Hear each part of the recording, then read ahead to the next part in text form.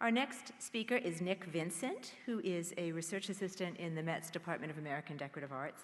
He is a graduate of the Winter Tour program in Early American Culture, as well as the Addingham Summer School.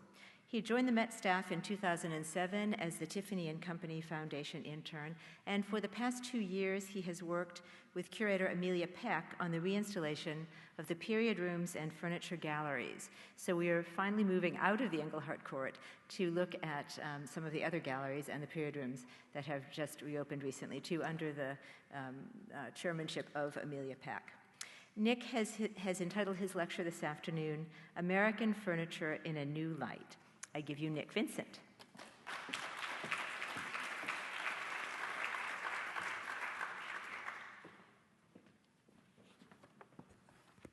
Thank you very much. Well, after all that color in Adrian's talk, I think I could really use a brown wood fix. So, this year marks the 100th anniversary of American furniture at the Metropolitan. A century ago, in 1909, the museum held a small exhibition of colonial furniture and related decorative arts. These displays, one of which you see on the screen, were well received by the public, and it prompted the museum to start plans for a separate American wing. Opened in 1924, the original American wing was housed in a 3-story building fronted by the classical facade for the Branch Bank of the United States. Inside, there were period rooms and furniture galleries, with the earliest rooms located on the 3rd floor.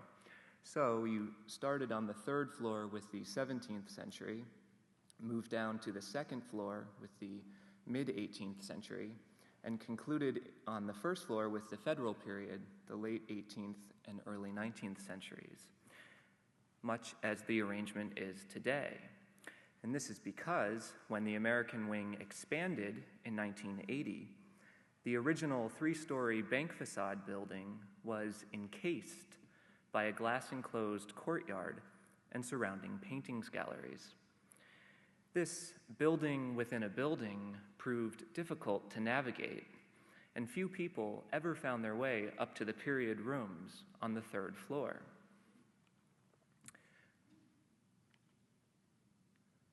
Thus, one of the goals of the recent renovation was to make the bank facade building more coherent and accessible. To that end, we put in a new glass elevator, easily seen from the courtyard, that whisks visitors up to the 3rd floor. Once there, you begin a chronological tour of American period rooms from the 17th through the 20th centuries. Now, interspersed among the period rooms are galleries for decorative arts, which focus on our outstanding collection of early American furniture. And during the recent renovation, we added some new furniture galleries and reinstalled many others.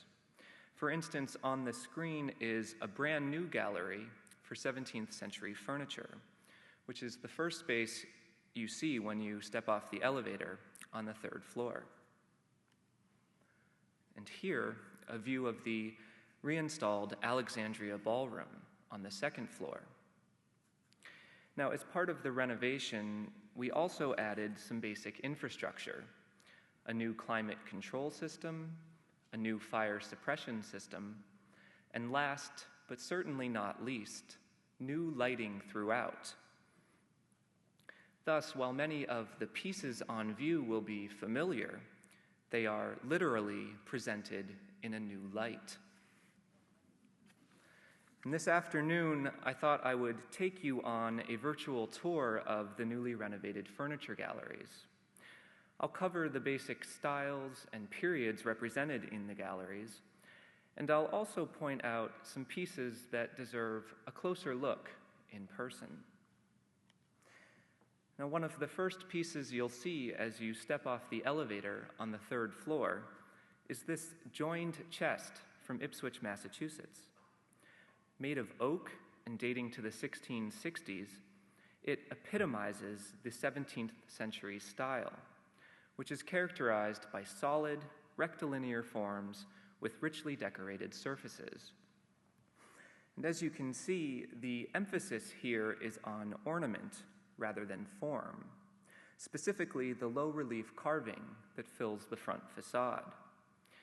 These carved motifs, notably the stalks of flowers and leaves on the three central panels, are associated with William Searle and Thomas Dennis, who trained in Devonshire, England, before immigrating to Ipswich in the 1660s. And I mention their names because Searle and Dennis are among the few 17th century furniture makers that we can identify today. Now, another fine example of the 17th century style is this joined armchair from Essex County, Massachusetts. Here, the decorative program is confined to the square tapering pillars on the front posts and the stylized carving at the top of the back. Like the chest, the chair is made of oak and was constructed by a joiner using mortise and tenon joints to secure the vertical and horizontal members. In this method, a rectangular hole, or mortise, receives a projecting tongue, or tenon. Wooden pins are then driven into corresponding holes to lock the joint in place. And you can see evidence of these pins, particularly at this juncture of the front post and the front and side rails. Now, this method of construction is incredibly sturdy, but it requires relatively thick framing members. It also enforces an overall rectilinear shape.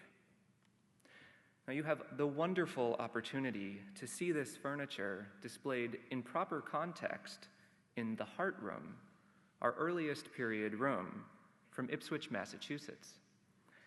Dating to 1680, the room is a stark reminder that 17th century furniture was intended for small, dark interiors with low ceilings. And the furniture reflects its setting in being low, heavy, and solid. And so here we have a similar chest to the one we just saw, again in the era before closets. Chests are the principal storage form.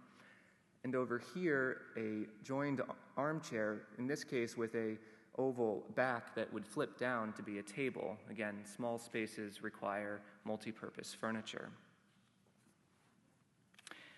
Now, another branch of the furniture-making trade was the turner, who shaped wood with a chisel while it spun or turned on a lathe. This spindleback armchair from Boston, made between 1640 and 1680, is the ultimate expression of the turner's work.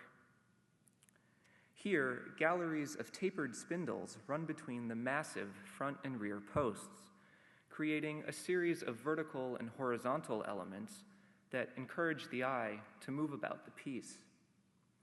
Now, chairs of this type are often called Brewster chairs today because a similar example was owned by the Pilgrim elder, William Brewster. Unfortunately, ours wasn't, but the key point is that a chair like this was a symbol of status and authority and would have been reserved for important figures such as the head of the household or a distinguished guest. Now, one of the most impressive pieces in our collection is also among the smallest.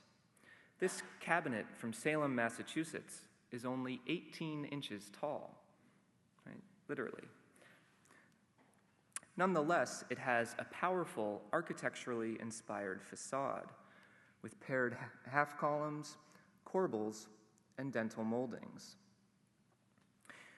In the central panel, applied moldings form an octagonal sunburst, which is incised with the date, don't know if you can read this, but 7-9 for 1679, and the owner's initials, E-M-H for Ephraim and Mary Herrick.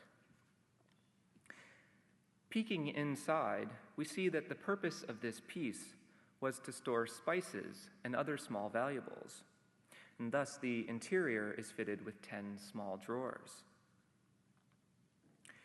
Now, over the years, the surface has mellowed to an all-over brown that masks the vibrant display of color that originally graced the front facade. This modern reproduction of an almost identical piece reveals the intended contrasts between light and dark woods. And you can see both the cabinet right here and the spindleback armchair on view in the Meeting House Gallery on the 3rd floor, again modeled after the Old Ship Meeting House in Hingham, Massachusetts. And this view, by the way, is the view looking out from the New York Dutch Room, about which my colleague Matt Thurlow will be speaking next. Now, the other style shown in the Meeting House Gallery is the early Baroque, or William and Mary style, so named for the English monarchs who ascended to the throne in 1689. The William and Mary style was popular in America from 1690 to 1730, and it represented a radical departure from the heavy, grounded forms of the preceding era. And on this dish, Mary's elongated neck sums up the quest for verticality at the heart of the William and Mary style. And this vertical emphasis is evident in a side chair from Portsmouth, New Hampshire. Dating to the 1720s, it is much lighter in scale than its 17th century predecessors. And in keeping with Baroque sensibilities, it features exciting contrasts between shapes and textures. For instance, the smooth, rounded elements of the back are capped by a pierced and foliate carved crest rail, while the turnings of the legs terminate in carved Spanish feet. The back is comprised of split banisters, which were made from 2 pieces of wood glued together and turned on a lathe. These were then separated, or split, back into 2 pieces. And you'll notice that the patterns of the 4 central banisters do not line up exactly, right? So up here, it's not a straight line across, and note the thickness difference between this one and this one. And this is because the turner was using only a general template, and also he was making dozens of these at a time to create a stockpile.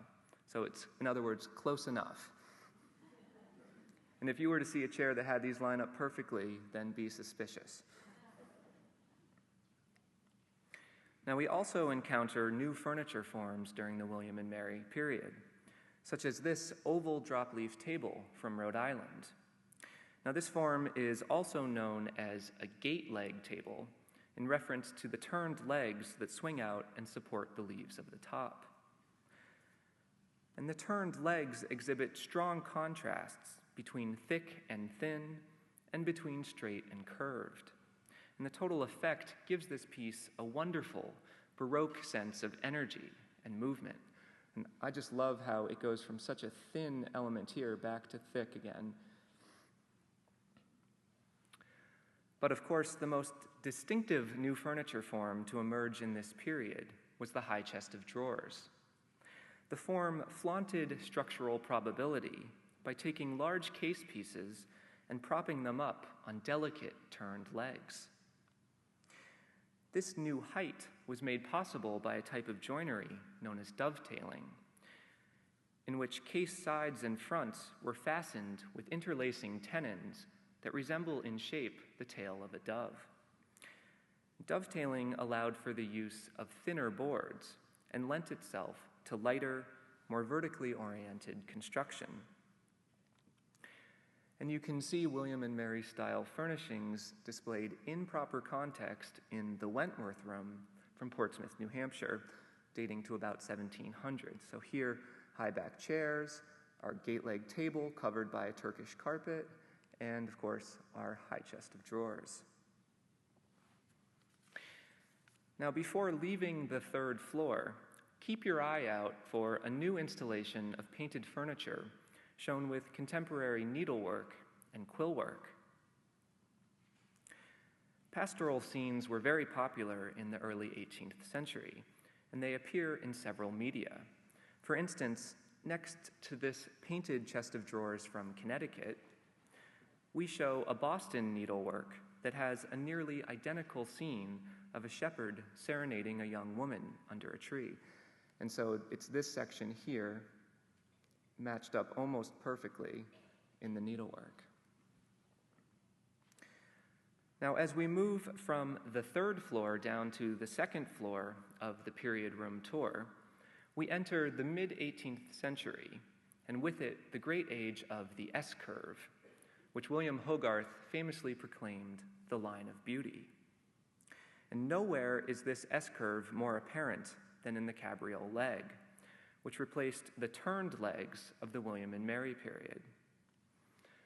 And here, an outstanding high chest from Boston, which could date as early as the 1730s.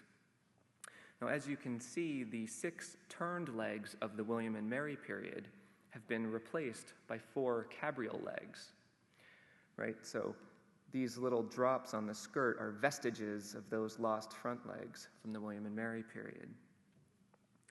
And also, as you can see, the other innovation of Boston cabinet makers was to go from the flat top to a bonnet or scroll top pediment. Now, further south in Newport, Rhode Island, cabinet makers updated and refined the standard Boston high chest by incorporating scrolled shells or scalloped shells into the skirt. Most significantly, they added raised panels or plaques above the top drawers. These echo the shape of the pediment and gracefully unite the flat architectural case with the scrolled top. But the ultimate refinement of the high chest form took place in Philadelphia. There, immigrant craftsmen updated the Boston version by adding playful, naturalistic carving in the fashionable Rococo style. And on the right is perhaps the finest example ever produced in Philadelphia. Compared to the Boston prototype, it has more robust proportions and shorter, curvaceous legs that more accurately respond to the weight of the case above. Carved quarter columns unite the lower and upper cases, while an architectural frieze and cornice seamlessly integrates the scrolled top onto the flat case. In the pediment, pierced foliate carving gives a sense of lightness, while the portrait bust provides a vertical thrust and plays against the carved, undulating skirt. The piece is indebted to English pattern books brought over by immigrant craftsmen. For instance, the carving on the central bottom drawer, consisting of a serpent spouting water onto a shell with swans below, is taken from a drawing in Thomas Johnson's A New Book of Ornament. Likewise, the scrolled pediment with finial bust follows a plate for a desk and bookcase in Thomas Chippendale's The Gentleman and Cabinet Maker's Director. Now, I should mention that the incorporation of scrolled tops onto case furniture was made possible by the higher ceilings and classical details of Georgian architecture. And here, a view of our circa 1765 Powell room from Philadelphia. Now, in his influential pattern books, Thomas Chippendale showed designs for furniture in 3 different styles or tastes: the Gothic, the Chinese, and the modern or French. And we see all 3 brilliantly combined in this open armchair by Thomas Affleck of Philadelphia. The general form follows a plate for a French armchair in Chippendale's Director, while the front legs are carved with Gothic arches above a Chinese trellis. And this armchair is a recent acquisition, and we're pleased to display it publicly for the first time. And part of the chair's charm is its provenance. Affleck made it for John Penn, the last colonial governor of Pennsylvania. And in one of those nice historical coincidences, both Affleck and Penn immigrated to this country in the same year, 1763, and they traveled on the same ship. And you can find this armchair displayed in our reinstalled Alexandria Ballroom, and look for it near the Gilbert Stuart portrait of George Washington, also a new loan. Now, as leisure activities became more commonplace during the 18th century, specialized furniture forms arose to meet the demand. This games table from the 1760s is typical of New York card tables in having serpentine rails that end in square corners and 5 cabriole legs with claw and ball feet. The most distinctive aspect of our table is its triple top. This is a feature found in English pieces, but rarely encountered in America. And the top section is inlaid with a chess and backgammon board, while the lower section is lined with fabric for card playing. And displayed next to the New York games table is this block front card table from Newport, Rhode Island. Made of dense Santo Domingo mahogany, it exhibits the clean lines and crisp, restrained carving that characterize the best Newport work. The intaglio carving on the knees, consisting of stylized fronds and anthemia, is a thoroughly original interpretation of the Rococo style. Meanwhile, the front legs terminate in another Newport specialty, claw and ball feet with undercut talons. Their sculptural quality, specifically the articulated tendons of the ankle here and the projecting knuckle of the rear talon, are features associated with the Newport master cabinet maker, John Goddard. And as we move from the second floor down to the first floor, you'll notice a stark shift away from sculptural forms and towards lighter, more severe pieces in the federal or early neoclassical style of the 1790s and early 1800s. The change in sensibilities is evident in this Newport card table by Stephen and Thomas Goddard, sons of John Goddard, whose sculptural card table we saw a moment ago. Here, straight tapering legs have replaced curvaceous cabrioles, while lightwood inlays and mahogany veneers substitute for carved ornament. And the table epitomizes the early neoclassical style in having delicate proportions, clean lines, and classically inspired ornament. And by that, I refer to the urn specifically. Now, another feature of Federal period design is the interplay of geometric shapes. For instance, the front of this Philadelphia desk and bookcase is graced with oval mahogany veneers and mirror glass. These oval shapes are framed by rectangular satinwood borders. The visually exciting facade conceals a highly functional, multi-purpose workstation, complete with a chest of drawers at the bottom, a writing desk in the middle, and bookshelves above. And displayed opposite is another, quite different interpretation of the desk and bookcase form, which also relies on geometric patterns of contrasting veneers. The basic H-shaped design is taken from a plate in Thomas Sheraton's Cabinet Dictionary, published in 1803. But among other modifications, the maker of our piece used a rectangular desk section between the two pedestals rather than the cylindrical one shown in Sheraton's design. The maker also fronted the upper bookcase units with painted glass panels showing classical maidens. Now, as suggested by the term neoclassical, this style drew principally on the designs of classical antiquity. And on this shield-back side chair by Samuel McIntyre of Salem, Massachusetts, we find a range of motifs borrowed from Greece and Rome.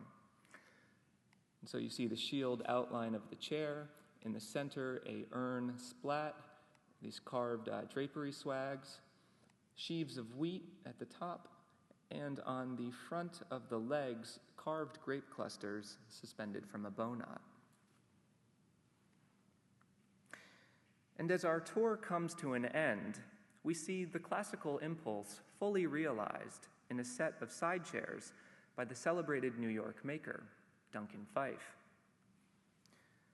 The splayed legs and curving back rails are of the klizmos, or Greek chair type, which was known from ancient pottery. And here I show a Greek vase from 500 BC, currently on view in the Greek and Roman galleries.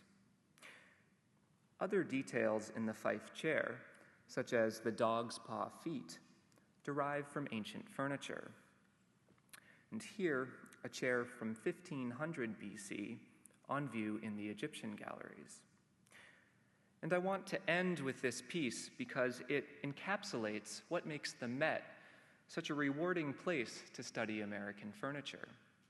You can stroll down the hall and see firsthand the ancient prototypes that influenced this chair. Only in an encyclopedic museum like this can you make such direct connections.